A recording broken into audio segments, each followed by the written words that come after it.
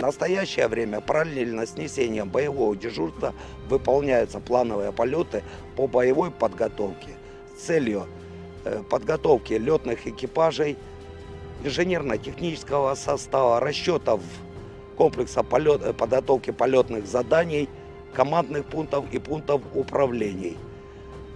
С начала года по планам опытного боевого дежурства и полетов на боевую подготовку комплексом выполнено более 250 полетов.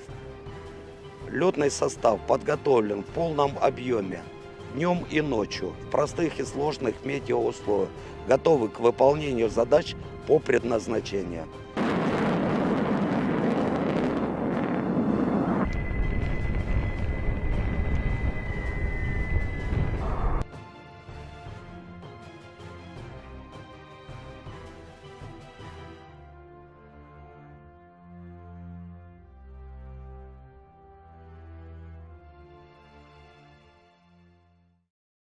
Senators are urging Washington to engage in urgent dialogue with Moscow to minimize the risk of conflict. They've written a letter to the U.S. Secretary of State Rex Tillerson. Here is an extract. A US-Russia strategic dialogue is more urgent following President Putin's public address on March the 1st, when he referred to several new nuclear weapons Russia is reportedly developing, including a cruise missile and a nuclear underwater drone, which are not currently limited by the New START treaty and would be destabilizing if deployed. And RT's Jacqueline Verga joining me live now in the studio to discuss this further. Some are asking, what's prompted the senators to write this letter? Some people are already saying, well, once Putin unveiled those big guns, it's prompted some to potentially change tack. Your thoughts? Yeah, I mean, it really does seem that on March 1st, when Putin came out and unveiled all this, he really did sort of hit his target of getting people to wake up and listen finally. Within the letter, it's urging Tillerson to begin strategic talks with Russia immediately without taking any pause there. But it's also chock full of warnings and accusations when it comes to Russia as well, touching on everything from, Russia's involvement in Syria to the ever-present accusation of Russia having interfered in the 2016 presidential election. And there's also the accusation that Russia, is in violation of the INF treaty, which Russia denies. But the thing is, it's clear that the U.S. is worried about Russia, what sort of power they represent. But the fact is, Russia has also been concerned for quite a while when it comes to actions that the U.S. has been taking, not the least of which being, Washington's expanding deployment of missile defense systems. They have them in Alaska. They have them in California. Also, NATO's continuous expansion into Eastern Europe. They, of course, have are already present in Romania and Poland.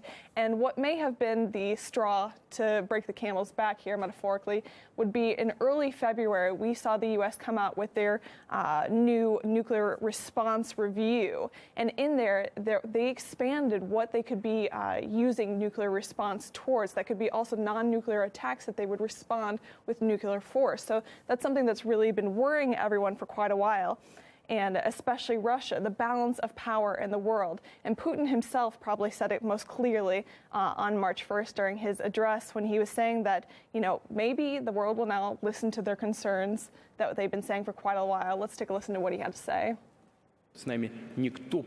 Russia is a major nuclear power, but basically nobody wanted to talk to us. Nobody listened to us.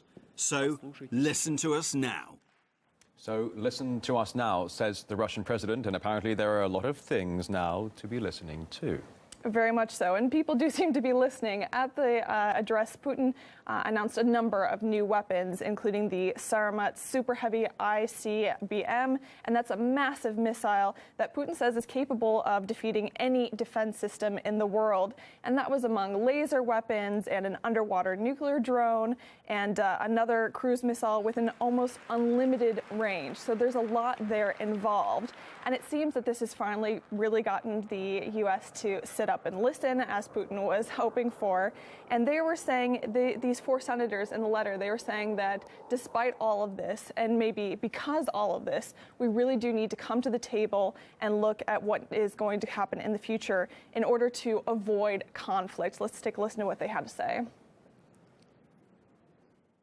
Even at the height of Cold War tensions, the United States and the Soviet Union were able to engage on matters of strategic stability. Leaders from both countries believed, as we should today, that the incredible destructive force of nuclear weapons is reason enough to make any and all efforts to lessen the chance that they can never be used again. And that idea of avoiding conflict really does seem to be something that Putin is in agreement with. I mean, after his announcement, everyone sort of exploded that, oh my goodness, Russia has these super powerful weapons. What does that mean for everybody else? Is this a threat? But Putin himself said that no, this is an idea of creating balance in the world, and that Russia has no plans of attacking anyone unless they or their partners were to be attacked. So Putin is also striving for peace. Let's take a listen to what he had to say. We have no plans and have never had plans to use this potential to achieve offensive or aggressive ends. Russia's enhanced military power is simply a guarantee for peace on our planet, for it preserves. So, of course, it's no secret that Russia-U.S. relations have not been the best as of late, to put it lightly. And we have no idea if this letter will even help or if Tillerson would be open to having more discussion with Russia, but one can only hope at this point.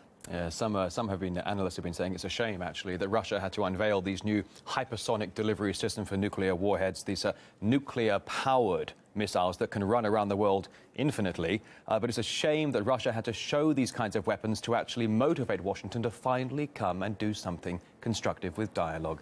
RT's Jacqueline Vuga, thank you very much. Several analysts in the West have said this is the declaration of a new Cold War.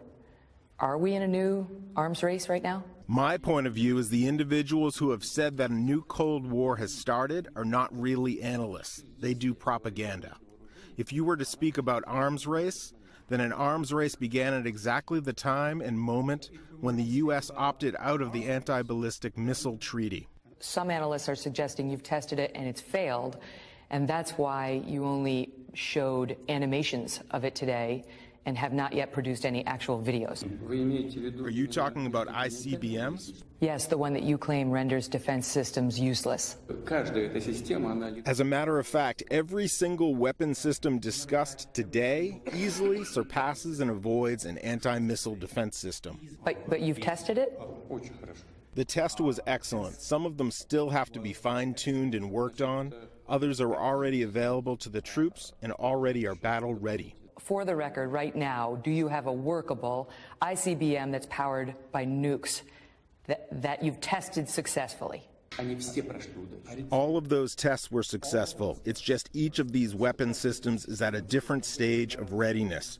One of them is already on combat duty. It's with troops. For some of the systems, we're still working on them. We have no doubt that we will get there. But again, you say that you're going to use these weapons, these nuclear-powered weapons, if Russia or its allies come under attack. Any attack or only a nuclear one? We have two reasons that would force us to respond using our nuclear weapons. The first is a nuclear attack against us, or an attack against the Russian Federation using conventional weapons. But in this case, if it's a threat to the very existence of the Russian state.